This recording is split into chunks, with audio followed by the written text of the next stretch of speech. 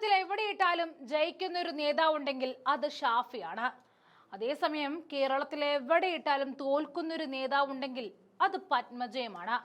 അക്കാര്യത്തിൽ ഒരു സംശയവുമില്ല, അതെല്ലാം പയറ്റി തെളിഞ്ഞ കഥയുമാണ്. കാഞ്ചനമാലയ്ക്ക് മൊയ്തീനോടുള്ളതിനേക്കാൾ സ്നേഹമാണ് ഷാഫിക്ക് മാങ്കൂട്ടത്തിനോടുള്ളതെന്ന് പത്മജ സോഷ്യൽ മീഡിയയിൽ പോസ്റ്റ് ഇട്ടപ്പോൾ ഈ വ്യത്യാസം അറിയാതെ മനസ്സിൽ കൂടി കടന്നുപോയി. അല്ല പത്മജേച്ചി, മാങ്കൂട്ടത്തെ ചേർത്ത് നിർത്താനും മാറ്റി നിർത്താനും ഒരു പ്രസ്ഥാനമെങ്കിലുമുണ്ട്. പോട്ടെ, പേരിനൊരു MLA സ്ഥാനമെങ്കിലുമുണ്ട്. നിങ്ങൾക്ക് എന്താണുള്ളത്? BJP-യുടെ ഒഴുക്കിന്റെ കൂടെ നീന്താൻ നോക്കിയിട്ട് എന്തായി? കരക്ക് വലതും എത്തിയോ? രാഹുൽ മാങ്കൂട്ടത്തിലിനെ പാലക്കാട് തിരിച്ചെത്തിക്കാൻ ഷാഫി പറമ്പലിന്റെ നേതൃത്വത്തിൽ A ഗ്രൂപ്പ് യോഗം ചേരുന്നുവെന്ന വാർത്തയ്ക്ക് പിന്നാലെയാണ് പത്മജയുടെ ഈ പ്രതികരണം എത്തിയത്.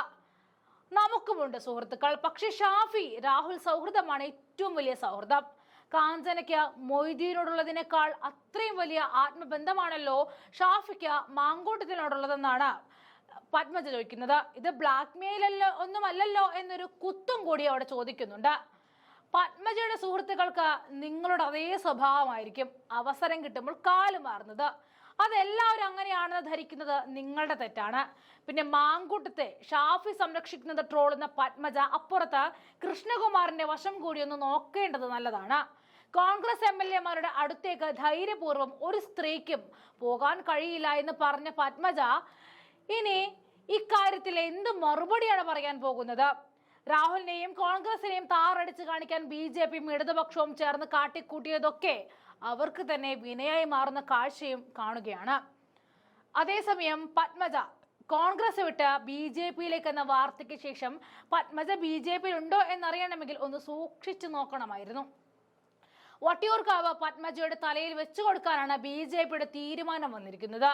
അവിടെ തന്നെ ഉറപ്പിക്കാം പത്മജ തോറ്റു തുന്നം പാടുമെന്ന്. എന്നാൽ 2026 നിയമസഭാ തെരഞ്ഞെടുപ്പിൽ ഞാൻ വട്ടിയൂർക്കാവിൽ മത്സരിക്കുമെന്ന് K മുരളീധരൻ സ്ഥിരീകരിച്ചു കഴിഞ്ഞതോടെ ആങ്ങളെയും പെങ്ങളും തമ്മിലുള്ള മത്സരമായിരിക്കും ഇനി കാണാൻ പോകുന്നത് എന്നും ഏറെക്കുറെ ഉറപ്പായ കാര്യമാണ്.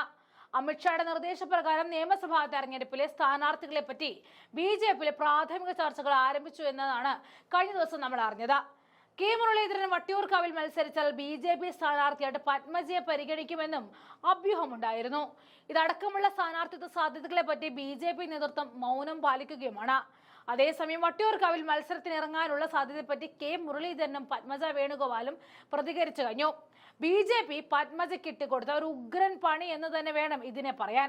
കാരണം കോൺഗ്രസിന്റെ വട്ടിയൂർക്കാവ് മുഖം പത്മജയുടെ സഹോദരൻ K മുരളീധരൻ ആയതുകൊണ്ട് തന്നെ പത്മജ തോറ്റു തുന്നം പാടുമെന്ന കാര്യത്തിൽ സംശയമില്ല. ലോക്സഭാ ഇലക്ഷന് വേണ്ടിയിട്ട് വട്ടിയൂർക്കാവ് വിടേണ്ടി വന്ന മുരളീധരൻ തിരികെ വീണ്ടും അവിടേക്ക് വരുന്നുവെന്ന വാർത്തകൾ പുറത്തു വന്നിരുന്നു.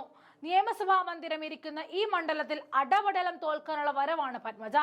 കഴിഞ്ഞ തവണ മുരളീധരൻ ഇല്ലാത്തത് കൊണ്ട് കോൺഗ്രസ് 3-ാം സ്ഥാനത്തും BJP 2-മതും CPIM 1-മതും വന്നിരുന്നു. എന്നാൽ ഇത്തവണ മുരളീധരൻ വരുന്നതോടെ കോൺഗ്രസ് മുന്നിലും BJP പിന്നിലേക്കും പോകുമെന്ന കാര്യത്തിൽ ഉറപ്പാണ്. വട്ടിയൂർക്കാവിൽ മുരളീധരൻ ഒരു മുഖമുണ്ട്, അത് ഒഴിച്ചുകൂടാനാകാത്തതുമാണ്. കോൺഗ്രസ് ശക്തി കേന്ദ്രങ്ങൾ മുരളീധരൻ ഉറപ്പിക്കുന്നതോടെ അവിടെ സഹോദര മത്സരമാകും ഉണ്ടാവുക.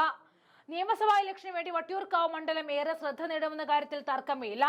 രാഷ്ട്രീയമായി 2 സഹോദരങ്ങൾ മത്സരിക്കുന്ന ഇടമായതുകൊണ്ട് തന്നെ ആരാകും ജയിക്കുക എന്നത് ആകാംക്ഷയോടെ നോക്കിക്കാണാം.